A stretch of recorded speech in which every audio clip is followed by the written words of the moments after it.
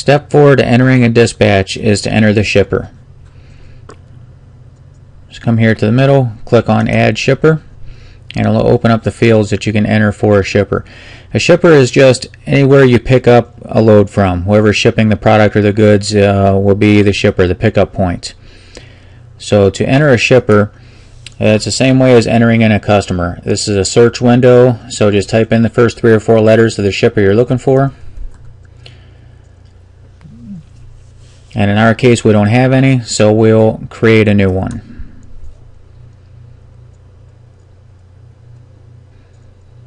When creating a new one, this will open up the form just like creating a customer. Simply fill out the fields that you need. The required fields are marked with an asterisk. We need the name and the city and the state.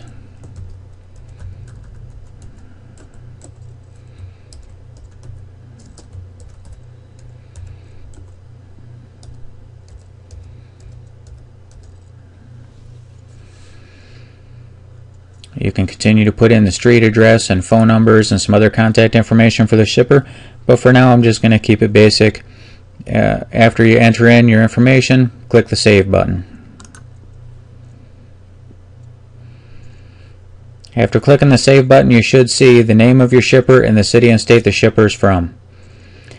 After that, move along to the date. When you click on the date field, you'll see the date calendar appear. And the easiest way to enter in the date is just to simply use the date picker and select the date your shipment was picking up. The instructions field for the shipper is just simply a place for you to put down any type of instructions that you need to keep track of. This could be the hours that the shipper is open, or if there's an appointment time or an appointment number or anything like that that you need to keep track of. This is just a field for you to leave it in there if you want.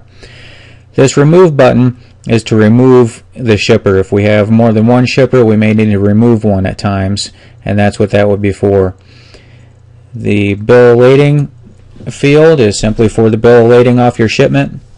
This will print on the invoice and is used also in the dispatch list area. So you could use the bill of lading off of your bills, or you could use other numbers in there that might be helpful for your systems. Some companies have PO numbers that they go by, or different types of load numbers or pro numbers, or any of those kind of things can be used here in the bill of lading field. The customer required info field is another place for you to enter in information that's required by your customer on the invoice. Once again, could be different types of PO numbers or pickup numbers or things of this nature that are required for invoicing. The weight is simply the weight of the shipment. This is not a required field. If you need to record the weight of the shipment, then this is the place for it.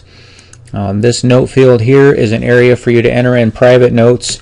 These could be anything from explanations of your fees, of why you're charging certain amounts, or any details about this shipment or this shipper that you want to keep track of, but it will not show on the invoice. That's pretty much it for entering a shipper. Now you can have as many shippers as you want. So to enter a second shipper, you would just click Add Another Shipper. And then you can go on through the same process and add and remove them, as many as you need. If you're doing a load with 10 shippers, you can enter them all in, or if it's just one shipper, you can just leave it at 1. In my case, I'm just going to leave it at 1. We have our shipper from New York, New York, picking up September 1st, and I'm going to leave these other fields blank for the moment. Except for the weight, I will enter in a weight of 43,500 pounds.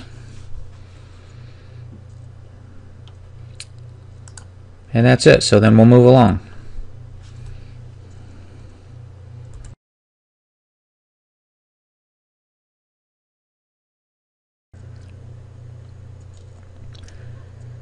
Step 5 to entering a dispatch is to enter the consignee.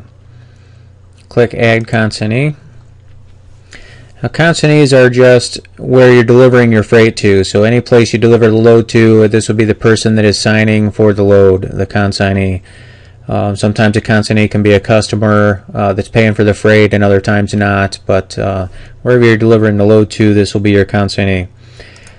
So to enter a consignee, same as customer and shipper, this is a search window. type in the first few letters, and in our case we'll add a new consignee. This will open up the window to enter in the consignee. Once again, marked with an asterisk. We require the name, the city, and the state. The other information is optional for your own records.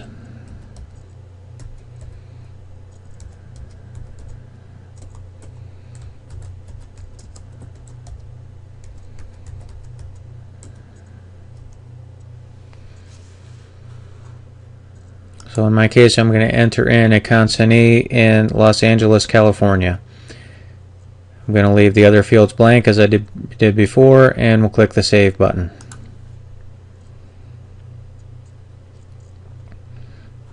Other than that, we need to know the delivery date. Once again, click on the delivery date, use the date picker calendar, and we'll say this load delivered on the 5th.